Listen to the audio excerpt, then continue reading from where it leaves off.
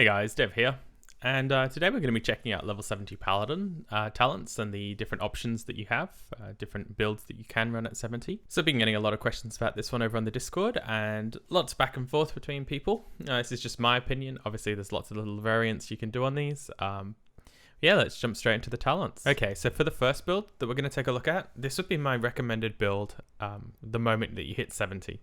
So you may have been running one of my previous spell cleave builds or melee cleave. This is what I would spec into, especially as you start tanking the endgame dungeons and you're going to want to look at doing heroics really soon. So this is all about survivability. So we actually drop Reckoning at this point. We pick up Ardent Defender, we get the 5 points in deflection, we get the reduced cooldown on Judgment. Now that really helps on single target threat. And if you're just hitting 70 at this point, there's a probability that you're going to be playing with some beefed up level 70s in your dungeons that are going to have extra threat. So this is just a reliable way to increase your single target threat without introducing any parry haste into the boss. We're going to pick up the general cookie cutter, the extra hit for melee weapons. That's going to increase your single target threat. Toughness and anticipation, basically mandatory at this point. Max out shield spec, as we're starting to get access to some decent shields at this point. One-handed specialization for threat. Ardent Defender for more survivability, especially on trash pools. Fantastic when you get into heroics. Extra stam for combat expertise. And at this point, I'm going to skip Pursuit of Justice just to put more points into those other defensive options. The reason as well why I suggest picking up Avenger's Shield is right now, my experience tanking heroics is people do not wait for threat. So having Avenger's Shield, it gives you a nice snap threat on the pool.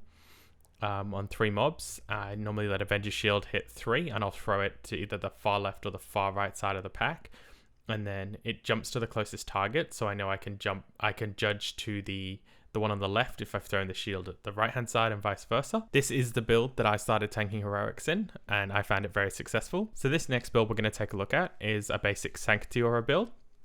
Now in this build we're going to drop Avenger's Shield and we're going to drop Ardent Defender, and we're going to put those extra points over into the Retri. So you do have a little bit of flexibility with either Conviction or Pursuit of Justice. Obviously, I'm more thinking about standing still, main tanking a boss. We don't move that much. Conviction is a better threat option at this point. I'm going to assume you have a Ret Paladin with you doing Improved Seal the Crusader. If you don't, that is an option you could consider. And the extra points are going to go into Crusade, which is going to give you 3% extra damage on humanoids, demons, undead, and elementals. So most of the mobs in TBC. And the big one here we're going to pick up is Sanc Prot, and that's going to increase your holy damage done by 10% to you and your party. But not that it matters, because if you're picking this up, you probably don't have a ret in your party. So we sacrifice a little bit of threat on the pool, but that quickly builds up within the first 20 seconds of the encounter. Generally as well, we have wings up on the pool as well, so we'll have a sufficient threat on the pool, and that's going to this 10% extra damage is going to carry us over the life of the encounter. Now, I may switch to this for dungeons. Right now, I think I do pug a lot for dungeons, and people don't like waiting for threat, so Avenger's Shield does come in extremely handy. Sanc Prot also scales like with gear. The more spell power you have, the more holy damage you're doing, the stronger Sanc Prot is. And this is a way for us to give ourselves an extra threat ceiling, help those DPS that are starting to feel perhaps threat capped with us as a main tank, and really give them a little bit more headroom so they can push those big numbers. This definitely leads itself more to like a hardcore setting where your healers are good, they're going to keep you topped. You can trust them. So something to think about. It is usable in dungeons. Your group just needs to understand you don't have that initial burst threat that most paladins have, because most people right now are running Avenger's Shield. I know there is a growing number of people switching to the Sanc Prot, and it's where I'm going to go at some point. I've still got a bunch more heroics. I want to farm some off-spec pieces with badges, but once I get through those, I'll probably be moving into this build here. Okay, so the next build we're going to take a look at is one that was actually sent to me by my guild Ret Paladin, and he's currently off tanking Kara. So he runs this build throughout the week. He said it's really good for being out in the world. I think he plays it two-hander, and he has Reckoning for that reason. He also Seal Twists, so he's picked up Seal of Command here. And I believe he puts on his two-hander and he goes out and quests with it. So just a slight variation on Deep Prot. His main goal is to be able to off-tank Kara with this build, and then also do some quests. He's finishing his quests, collecting all that gold throughout the week, and I know Reckoning just makes that a little bit quicker for him over having one-handed specialization, and this is his off-tank Kara build. So I would say, though, if you are going to off-tank Kara as a prop paladin at this point with the amount of gear we've started to collect, there's no reason not to just do it as Ret. I've already got our DPS warriors playing Arms and Fury for the off-tank roles. So my suggestion is just go full Ret and whack in 20 points into protection to pick up improved Righteous Fury, your defense, talent, and toughness. Get most of your strength from wearing actual tank gear. In this build here as well, you have the option, instead of using a spell power weapon, to use something like the Honor Hold Exalted Sword, the physical one. I'll show that on the screen right now. Use this instead, and Seal the Martyr is going to give you a good deal of threat, especially in an off-tank role where you don't need to generate all the threat. When you're not tanking and most of the bosses only need one tank, so if you're in the off-tank role, whack on your two-hander, whack in your rec gear, and off-tank it that way. Okay, so the last two builds we're going to look at is a Holy Protection combination. So the first build in the Holyprot family we're going to look at is leaning more towards the holy side of things. So this is if you spend most of your time healing, or you have to heal in raids. You might have all the T4 content on farm and you work on your prot set on the side. You've got some decent gear already, so you're not super squishy, so you can skip a few of these talents. And this is probably only really going to allow you to tank normal dungeons for friends or guildies, because you know how it is. There's only two or three main tanks in every raid group, and a lot of tanks are needed, so this can give you the flexibility if you don't want to respec.